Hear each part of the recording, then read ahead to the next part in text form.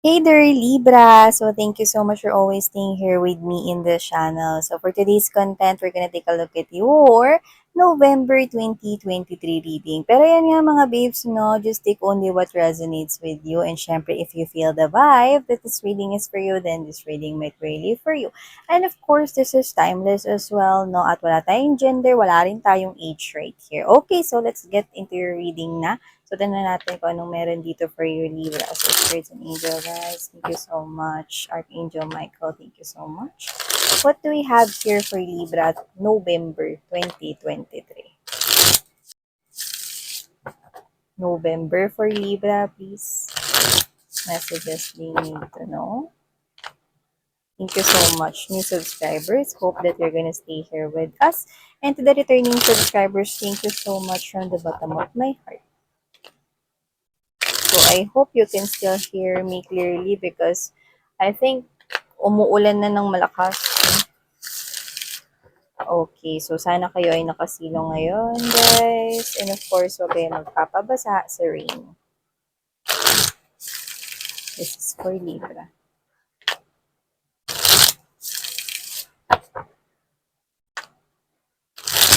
Libra.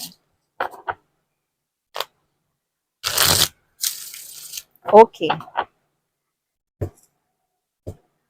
Let's see what do we have here. Situation ninyo. This November 23, we have here first, tragedy. Forbidden love it is. But we're gonna clarify, no? Wala mo nang magkukuramintado dyan. Let's see, no, kung ano ba yan because we're gonna clarify that. Okay, second message we've got right here for you, Libra, is desire. There's lost the sexual chemistry. Something's fishy ha, pero wala mo na magre-react kasi ito ay ika-clarify pa natin one by one. Okay, so let's see. Third message we've got right here for you guys. Nightlife, gamble, taking a risk. Vegas right here. So someone here could be dealing with someone here na nasa ibang bansa but doesn't have to be. Pwedeng kayo yung nasa ibang bansa rito no? Or nagpa-plano magtrabaho sa ibang country right here but doesn't have to be. Okay, so let's see at the bottom of the deck we also got right here the financial support. Yeah, okay, kasi maaaring meron kayong anak na, may family kayong sinusuportahan, maybe kayo yung breadwinner right here. So yeah, I'm seeing something here, no? I'm also getting this kind of message that someone here could be manlilibre kasi magta-travel na palabas ng bansa, maaaring kayo yung magtatrabaho ron, or this could be the person here that you're dealing with. Next is we have here the access granted, social media, fake profile hiding. Alam mo, ito dito, hindi ko nakikita mga babes, no, na something negative yon. Yeah.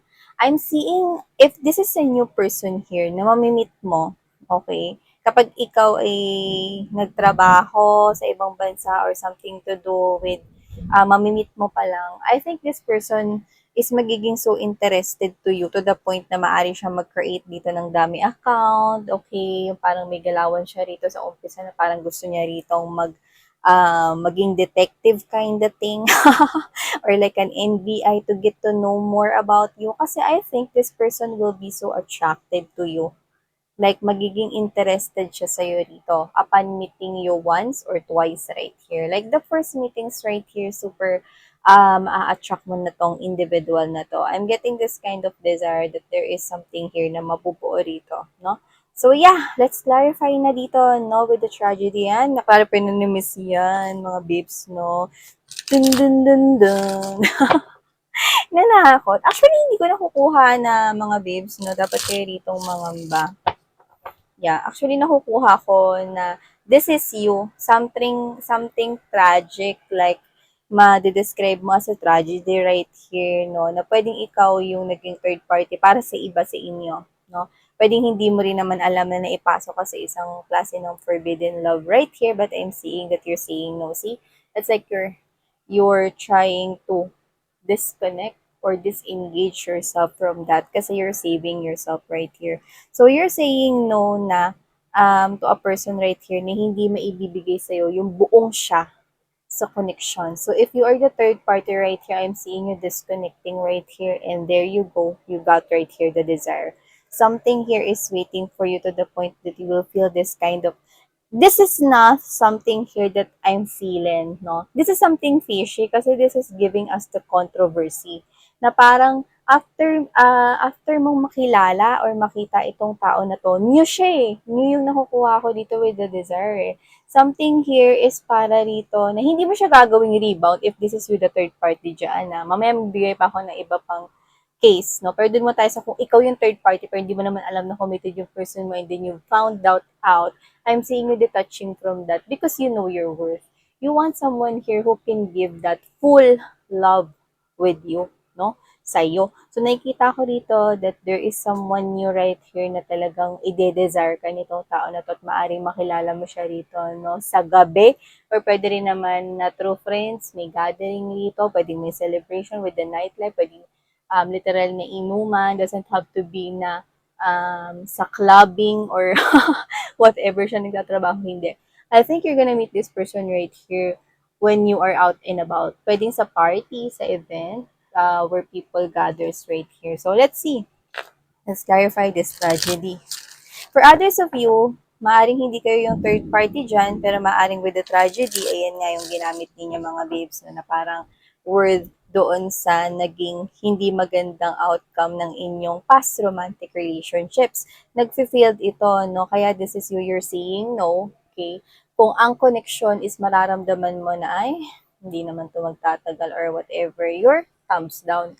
Here you're saying no. You're not going to dwell into that type of connection if you feel it na parang this is not worth giving a try. So you're saying no to that. So I can see that this is you with this forbidden love. It looks like someone here is coming here into your life like to the point that, whoa, teka lang sandali.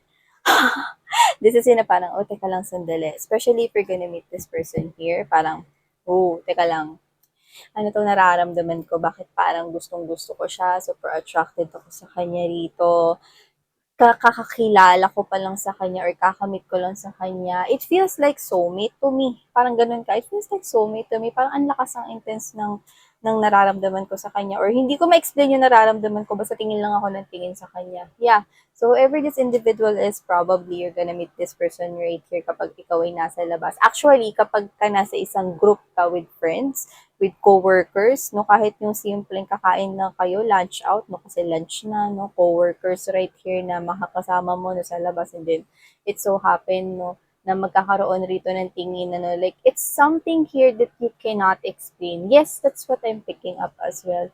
Like, that eye contact is so powerful. Yeah, so, hindi ko alam kung kani-kanino to, pero you know, kuha ko rito. Let's see. See? So attractive. This person, makikita mo, no, na super attracted ka sa kanya rito. Like, you will feel na, hindi to pwede. I know my boundaries right here. Like, this is you, Libra, na parang, ayoko ng ganitong feeling na parang super attracted ako sa kanya. Eh, teka lang, kakakilala ko lang sa kanya. Pero iba talaga yung nararamdaman ko. Yan, no? So, tingnan natin. Ano ba yan? Tragic.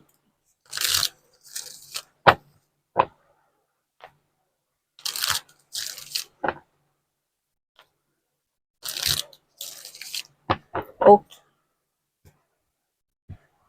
This is more than that heat of the body. That's what I'm sensing. It's more than that, actually.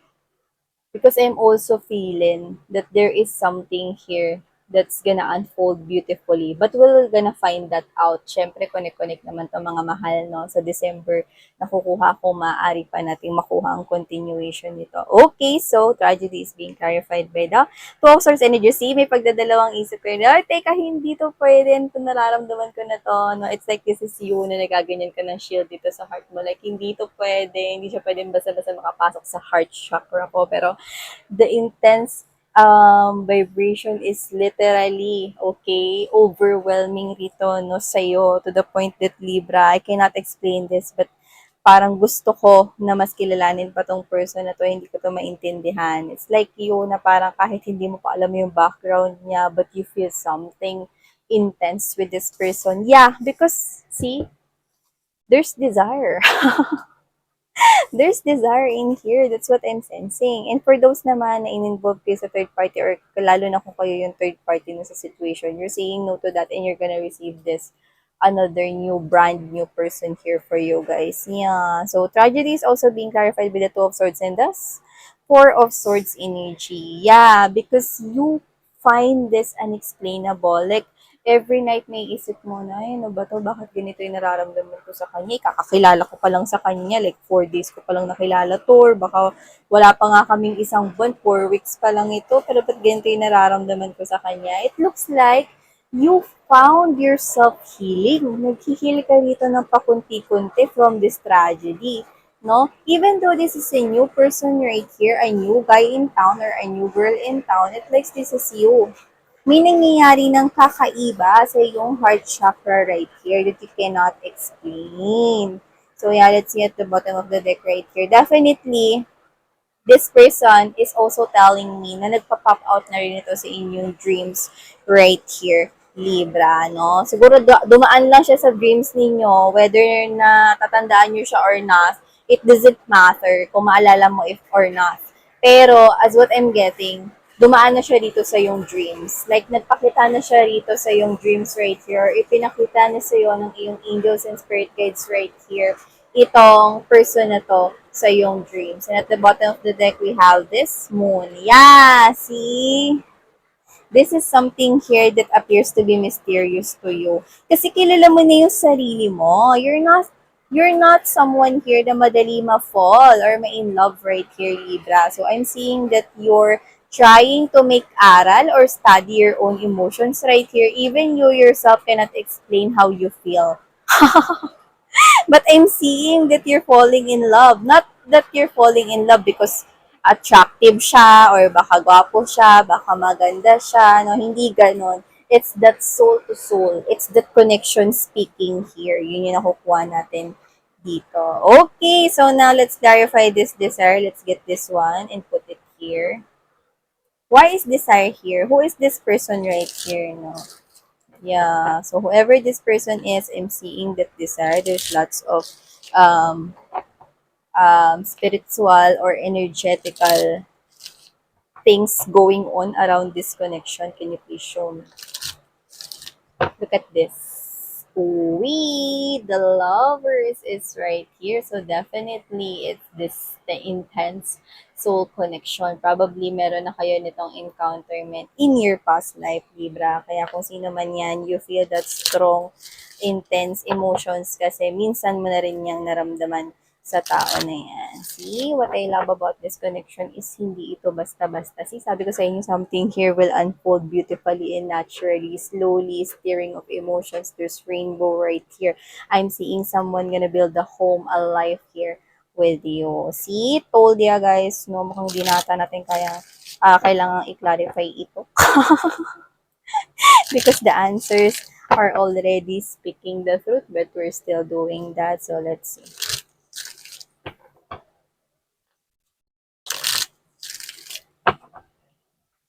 I hope you're hearing me, mga mahal, no? Kasi, ang lakas ng rain.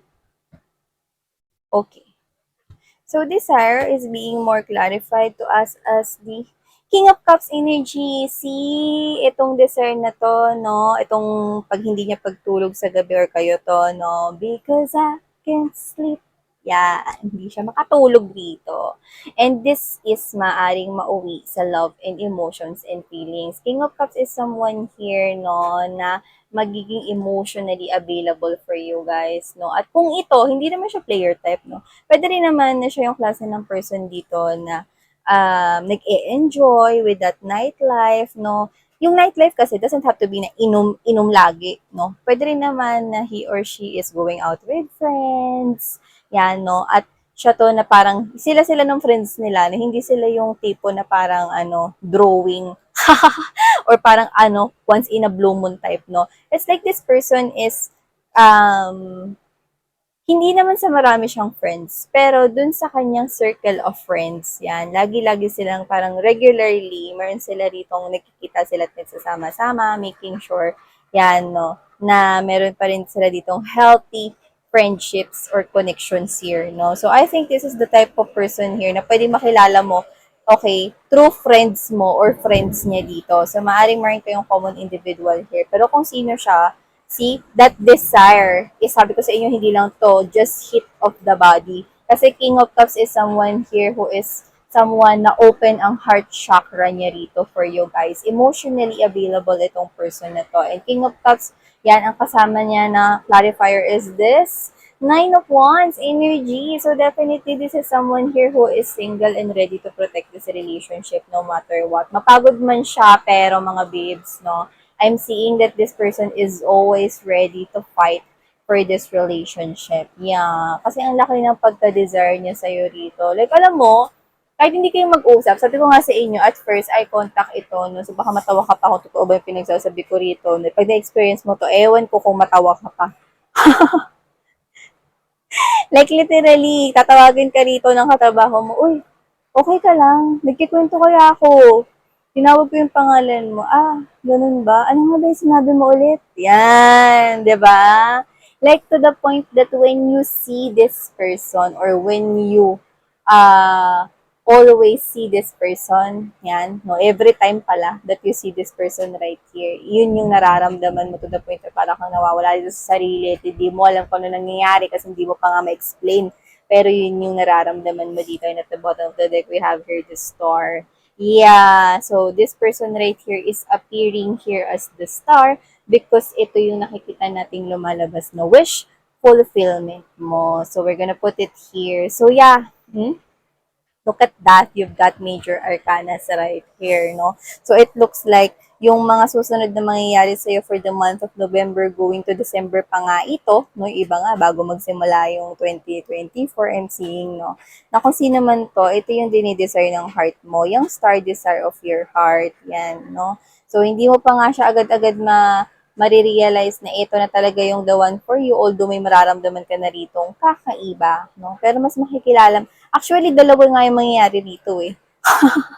Habang kinikilala mo siya, makikilala mo rin yung sarili mo, no, pagdating sa pagmamahal. I don't know, kasi dun sa tragedy na yon, parang binigyan mo ko rito nang nagkaroon ka ng panibagong perspective or perception, no, sa, kung baga dati, kunwari, ang alam mo lang na meaning ng love is, yung bagay na yun, na pag mahal mo yung tao, okay lang, no? Ready ka to sacrifice kahit hindi niya ibalik sa'yo yung pagmamahal ng buo, basta ikaw binibigay mo ng lahat, no? Example lang yun, okay? Pero ngayon, nag-matured ka na, so you're giving me this kind of vibe that this is you na when it comes to love, dapat may equal give and take. This is you na na-realize mo, no, na dapat may reciprocity, may balance, harmony. So, yun, no? May ganun na iba yung perspective mo when it comes to love. Okay, so wow, let's clarify naman, no? Ito, mga babes, I think ito, maganda to, no? Kasi dito, nakita ko dito na meron ka ritong ma-achieve. Meron ka ritong gagawin on the month of November right here, no? Na may isi-celebrate ka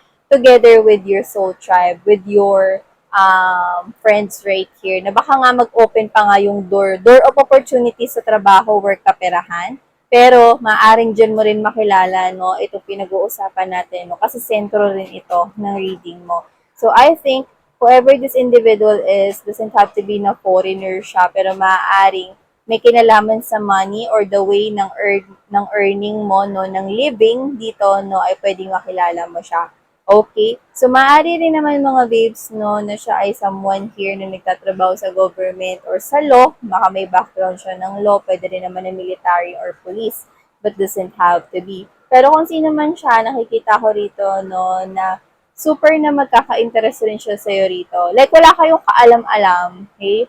It will be somewhat hidden from both sides right here. That okay, from that first meetings, no, yung mga meetings ninyo na una, no, meron pa ritong nag-create ng different account just to, okay, no, search for other informations about each other. Baka nga parehas pa kayo na maging interesado rito. Yan. So, yeah, that is one way, no, ng pag-connect sa isa't isa.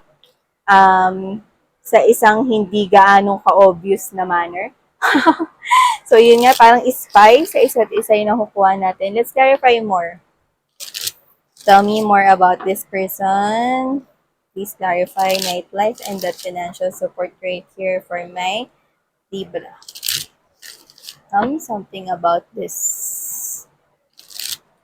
Hindi siya hindi siya gambler to the point na yung sugal na addictions at saka manginginom. Hindi. Actually, ang nakukuha ko rito, this person is ready siya rito no, na mag-take ng risk kahit na hindi niya masyadong nakikita yung daanan. You know what I mean? So, with that night, di ba madilim? If this person right here feels like that he or she wants to follow his or her intuition, even though hindi niya pa nakikita yung outcome, sinusunod niya ito. Nagsusugal siya rito sa risk na ito. Okay, kasi alam niya na meron itong magandang kakalabasan kahit hindi pa man niya din ito nakikita. So, ibig sabihin you're dealing with someone here who will really take some kind of risk. Yeah. So, this could be also someone here, no, na maaring merong isa or dalawang job right here, you know, kuha ko rito. But, whoever this individual is doesn't have to be no workaholic siya to the point na hindi niya na inaalagaan yung sarili niya. Kasi I'm seeing someone here, no, na very balanced, okay? At saka kaya niya ritong mag-balance, no, sa life niya. Like, balance yung trabaho, balance yung oras sa pamilya at mga kaibigan, yan, no? So, it is being clarified by the, see, Nine of Coins energy. Alam mo, bago mo ito makilala, single siya. Yeah. Single kayo parehas dito. So, hindi ko na nakikita nagkakaroon ng problem rito. No? Tsaka, busy talaga siya sa money. Okay, nakakita tayo rito no, ng abundance sa side niya. So, kung sino man siya, meron siya rito pinapakita ng energy na siya ay hardworking, diligent, no, at very strong and independent. So, pwedeng naninirahan rin talaga siya mag-isa, pwedeng malayo sa pamilya niya dahil nga siguro sa work niya. Yan. So, just like how this resonates. You can flip roles if you want, no. So, this is also being clarified as this judgment. Yeah. See? Someone ended or something ended from your side. See, look at that. We've got two Roman numerals right here. So, see, look at that. Okay? Endings bring new beginnings. So, yeah, I think this person right here is kasali siya rito, no, sa bagong chapter ng libro ng buhay mo rito, honey. So, kung sino man siya, I'm seeing someone here that this is the universe right here, no, decision for you na ipasok na sa life mo itong tao na to, no? This is someone here that's really significant sa life mo. And this person right here will be emotionally available to you. And let's see at the bottom of the deck. See, Destiny it is. Wow, you've got major arcanas right here, no? And it all hit, you know, that bottom row. So whatever the case may be, kung ano man itong mga kaganapan sa'yo, Libra, in this coming November 2023, looks like you are being guided right here by the divine, by the universe, by your angels and spirit guides. Wow! So, let's get to know more about your November 2023, honey. Tell me more for my Libra people here. November 2023 for my Libra, please. Tell me more.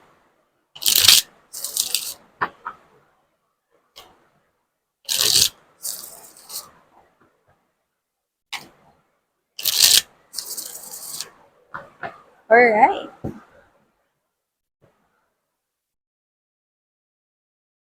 Okay.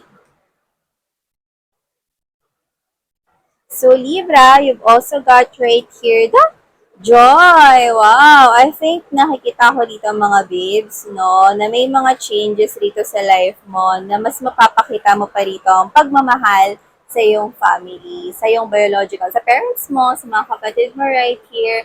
You're gonna show them and mas nakakapag-provide ka pa. And I think yun naman talaga yung plano at yun naman talaga yung isa sa mga pangarap mo. I'm seeing lots of hearts right here, no? Yan, no, bahay to. This is home right here.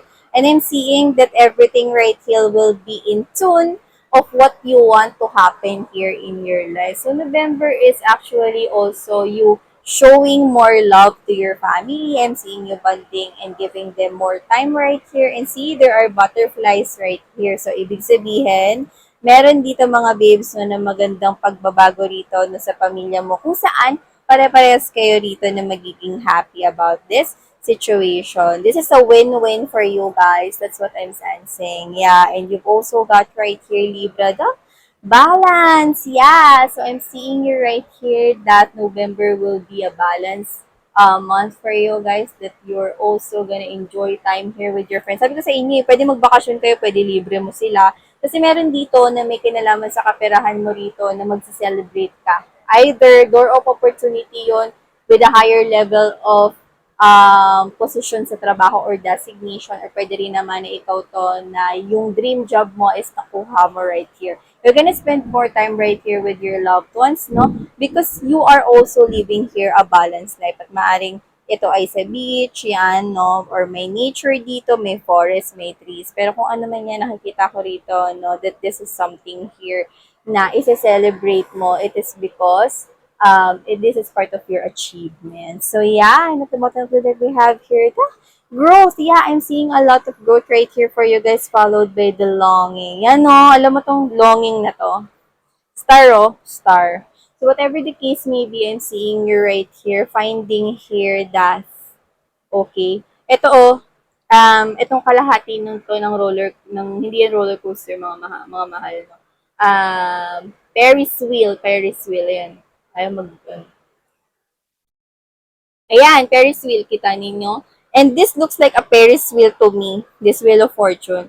Kaya kung sino man tong dadating sa buhay mo, no, with the star in here, siya na talaga si Mr. Right, yan, no, or si Miss Right for you. There's lot of abundance and growth right here sa pagpasok nitong tao na to sa buhay mo, no. I'm seeing you, no, na mas i-embrace mo pa rito, okay, ang iyong sarili rito. No? Alam mo, nakikita ko dito ang isang very happy you, Libra. Oh, see, after the tragic moment right in there, you're gonna receive right here something that you longed for such a long time. So, congratulations right here, honey. So, yeah, let's get an advice for you guys for November from your angels and spirit guides right here. Advice for Libra for November 2023. Please, can you please give us?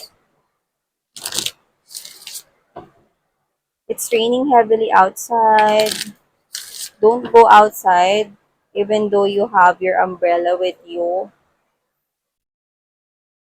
Lalo na kung hindi kayo marunong gumamit ng payong. Kasi minsan, yung ulan pa side view, 'di ba? So, ang hirap kaya minsan habulin ng wind. Like, ang gulo, no? Yung may payong ka pero so challenging. Ano kasi baka mabasa kayo ng rain. And yeah, advice for you guys is, yeah, hibernation and regeneration. So, I'm picking up right here that this is you. Wow. Alam mo, I remember one of my deck with this lots of crystals and the image. This is unlimited abundance. Wow, you're gonna sleep right here without, alam mo yon, without thinking kung saan kayo rito kukuha ng money, saan kayo dito mag magkukuha ng solusyon sa problems ninyo regarding a situation. I'm seeing that you're gonna sleep with comfort right here.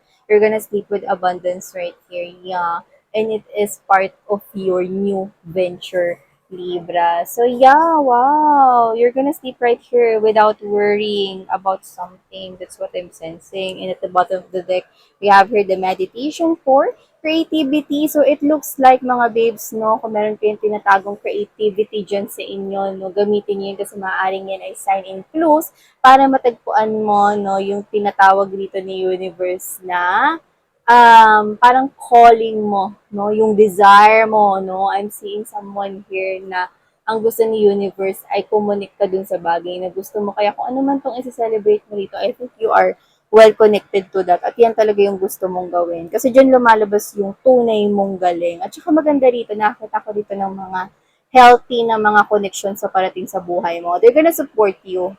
You know, even though the new connections, they're gonna help you out. That's what I'm sensing. So, wow! Wow, Libra. Hindi ko alam kung nangyari dito, mahal. Pero, i-push mo ito kasi nakikita ko that this is very, very positive news for you. So, thank you so much, Libra. Sana ngayon love and life. 안녕.